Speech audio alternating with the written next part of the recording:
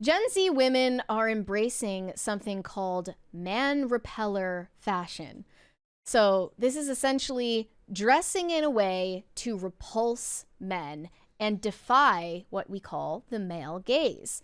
You are dressing instead for female approval rather than male approval. You don't want anything you're wearing to be attractive to men.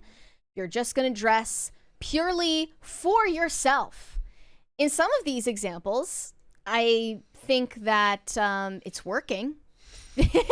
You know, it's certainly not what I would see as appealing to men. So I guess if that's the goal, you're on the right track, ladies. I mean, it kind of disproves the whole notion that you don't care about what men think when you purposely dress for just a specific type of male thought, meaning negative male thought. It just means that you like them, just you're too scared to admit it. Right. It's like when you're running away from the boy on the playground. Pretend like it's like when he pulls in your pigtails and pretends he doesn't like you by being mean to you. You're just a 2-year-old. Man repeller fashion really just means that men live rent-free in your head all the time. And the male gaze is really just something that's inside you, not outside of you. But I want to show some examples here. Firstly, from Style Analytics, they show a bunch of examples from not only current day, but the 2000s. This one here? Mm-hmm. Okay. Couple of influencers. Outfits are trending on TikTok, and if you wanted ideas for this, I got you. So I used Python code to scrape Reddit threads discussing clothing items that men hate, culminating in 806 comments that I can analyze. And some of the most mentioned items were oversized sunglasses, specifically ones like Paris Hilton used to wear, or the ones that make you look like a bug, pointy-toed Thank you. I'm gonna need you to confirm or deny on all of these. So, do you dislike when women wear huge sunglasses? I think that sunglasses were worse for men in the early 2000s than women. Okay, so what about the pointy-toed shoes? That was the next one she was naming in the video. Hold on here. Not my favorite. Don't like it? Not my favorite. All right, we'll keep going. shoes, which I found really surprising. And then there was a ton of commentary on eyebrows, whether they were too bushy, too penciled in, or God forbid, bleached. And then what do you say? Yeah. Just probably. Okay, so it needs to be the happy medium. It can't be too thin or too thick eyebrows. You should shoot for eyebrows that don't look like you actually do anything to them, even if you do. Yeah. Does that make sense? I agree. Put a lot of work into making it look like you don't put any work in at all. Right. I agree. too much makeup was mentioned quite frequently, and the most common one, which I've also heard. I mean, that one makes me laugh because it's like, it's your funeral. It's all the work you got to do. Like, too much makeup. I mean, I know that's a common complaint. In real life was high-waisted anything, jeans, shorts, pants, and especially anything too baggy. Yes. So you hate high-waisted. You hate high-waisted I don't care about. Too baggy, yes. Okay. It's a clear differentiating line between millennials and Gen Z. So if it's high-waisted but skinny jeans, it's fine. Yeah, sure. But if it's baggy, it doesn't matter. It's just awful. I You don't hate like it. Yeah. Okay. Is there anything else? Man repeller? No. Yeah. A lot of it is weirdly kind of childish. Yes. From what I've noticed in not the attitude, I mean literally the clothes. The clothes look women childish. Women in these cases are dressing a bit childish. It's not like men don't either. Sort of like, it looks like the way you dressed when your mom was dressing you for kindergarten. I mean, like when Justin Bieber, this is not unique to just women. When Justin Bieber goes out in what looks like his dad's suit, like that looks stupid too. Yeah. Like he looks, I'm not being sexist here, I promise. We have men look stupid. Oversized anything looks stupid. We have other, except for shirts. I look fantastic in my oversized shirts. There are other examples. This one from Luna Isabella on TikTok. She's showing a bunch of her man-repelling outfits. Again, like they all look like she took her big brother's sweatshirts. Yeah, this just makes you look like you're insecure about your body. Really. That's my read on it. Yeah, that's horrible. I don't. I'm being repelled right now, and I'm not a man. Like this one right here So let's go to, it's fine to wear baggy clothes sometimes, but no, it's not. So this right here. We have a 20 real quick from Pork Stuff. Please tell Tyrone to get dressed. I'm hungry. I don't know what that means. Okay, so this right here looks like she took her dad's jeans and shoes, her mom's leopard print jacket, and her brother's hat. I like the jacket. She looks like she borrowed from, like she's actually, what happened was she got kicked out of the house at 18 for having a coke habit, and she broke back into her house and stole items of clothing from every member of her family, and now she is wearing it to the coffee shop where she weans off the cocaine by drinking espresso. It's giving temporarily homeless. Yeah. So we have another example from an influencer named Daphne Blunt. Okay. And this is a much different example. She's not wearing baggy clothes. She's wearing something that is sort of this like little princess corset dress with a tiara. That's because men are like, why are you wearing this out in public? I suppose if it's too masculine or too feminine, it has to be just in the middle to appeal to men. No. If she's wearing this out in public, he's not saying that because it's masculine or feminine. He's saying, why are you wearing this out in public? You look like you're going to some type of Bridgerton cosplay event.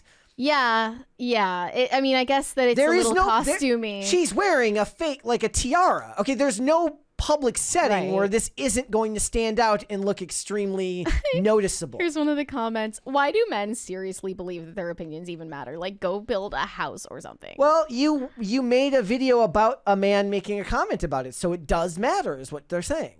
Okay, so that's an interesting man repellent outfit because it's so revealing. No guy is looking at this in a negative fashion physically. They're looking at it in a time and place type of thing. Right. I guess if they were going to a Bridgerton cosplay party, then it would be fine. Like some type of Eyes Wide Shut Bridgerton theme. Maybe not the coffee shop. I don't know. This is another one where she compares the way she dressed for the male gaze and now for the female gaze. So super revealing, cheap. She's in her Alex Clark. She's got a lot of midriff out and about. And again, they look like they borrowed from their dad's closet. And their dad is the Kingpin from Daredevil. I don't know what I'm looking at.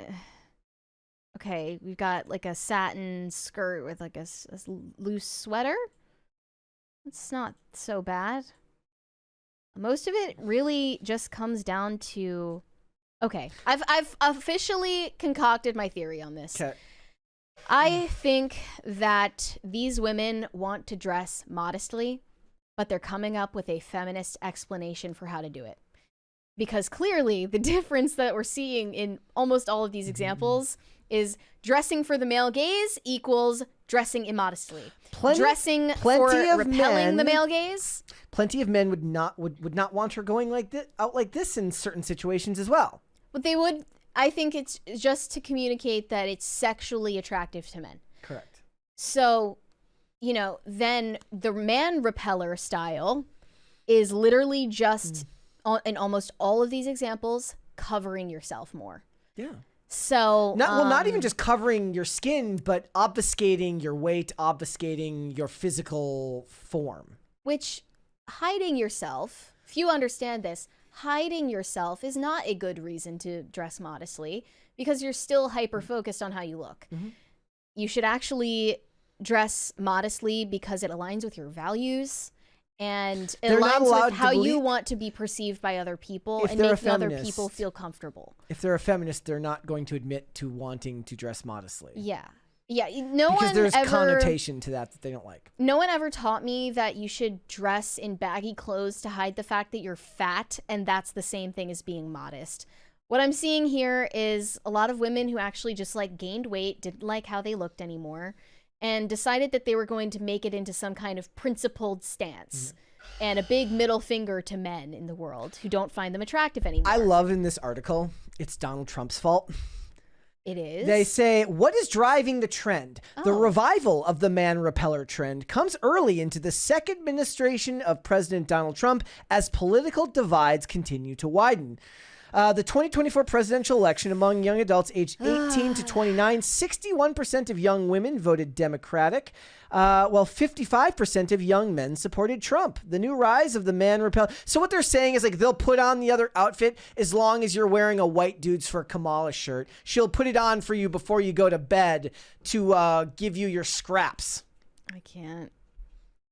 So they did detail the origin of the term man repeller.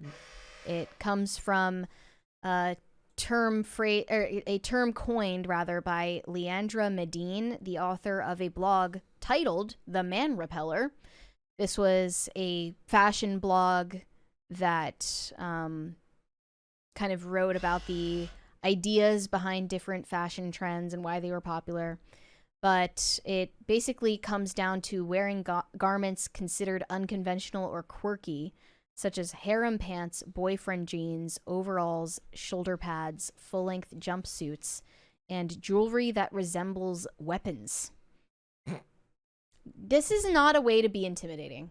It is so much more intimidating to actually just not contrive your personality and, dress the way that you genuinely want to dress, not in a way that you feel is going to scare people. But the thing is that they don't have that thought process for a lot of women. I'm assuming it just comes down to trends, and this is just a trend that aligns with their sensibilities in this moment. They're also wearing like grills on their teeth, I've noticed. They're wearing gigantic fake glasses, like big bug eye glasses like the 80s. And I guess makeup isn't off limits for them. I mean, the fact of the matter is I think this is a sad way to live. If you're doing it to repel men, you're still doing it for men. Yes, this is a sad way to live. And this is why a lot of women who identify as radical feminists talk about the fact that liberal feminists, the mainstream #feminists, are still living lives that center around men. Not saying that the rad femmes have it all figured out or anything. I think they're also crazy. But they're pointing out something very real, a very real hypocrisy. And it's sad to see how just like they lack such self-awareness. They don't know that they are constantly talking about men and thinking about men and planning hookups with men, and then they're going on a sex strike against men, and then they're dressing for men, but then they're dressing against men, and like it's all men. Like they are obsessed with men, like and then they have the nerve to call other women, including myself, pick-me's who are allegedly trying to get picked by men. No, I think about men like about 1% as much as these women do. It's like when people talk about how men only want one thing and it's disgusting, but 99% of women's comedy routines are all about sex, and it's just not the same for men. What was you recounted this post to me earlier today about Gen Z women being like way more promiscuous but way less boy crazy than previous generations of women. Yeah, it was one of Rachel Wilson's posts. Like when we were young, she said, like, when we were young, we were boy crazy. It's weird to see that Gen Z hates men but are having sex with infinitely more men than we ever even thought possible when we were their age. Bizarre. I can't make sense of it. But it's true. People, I remember this really heartwarming video from the 80s or the 90s where they were interviewing all these teenagers in the mall. And all of the girls that they interviewed said, like, when they were asked, why are you here at the mall? They weren't there to shop. They said, we're here for the boys. Yeah. We're looking for boys. We're looking to talk to boys. A girl today in Gen Z would never admit to that. There was something innocent about it back then. It was just part of growing up. Yeah. It was part of their burgeoning adulthood and part of figuring out who you were going to be, and how to interact with the opposite sex. Yeah. That innocence is gone, and it's not hard to believe that as sex became more readily available to everyone and commitment became less available to everyone, that it would breed some type of contempt. Yeah. That's not an unrealistic outcome given where things have gone. So. Well. I don't know. We're kind of ending on a dark note because things are going really badly for I everyone. Freely this is the gender divide. I freely admit that I'm like the baggy. I never understood the baggy jeans. I didn't. I don't get it. The baggy jeans on women. I don't get it. So they came back into style. I'm saying I don't recently. understand. When was the last time they were in style? I mean, before I that? don't know. Like when I was a kid, it was like for women, it was like flared jeans and bell bottoms, Boot cuts. boot cuts. Yes. Then Then it was skinny jeans. Yes. Then actually it became high-waisted skinny jeans. Mm-hmm. And then it just became high-waisted baggy tubs of lard trash bags. Yeah. And now that's where we're at. Maybe it's so they can, like, in case they get abandoned out in public somewhere, they can turn their outfit into a tent. Yeah. That's Windbreakers. Thanks for watching. Listen to full episodes of Pop Culture Crisis on Spotify. Keep up with us on social media and make sure you subscribe and ring that bell so you never miss the show. Bye, guys.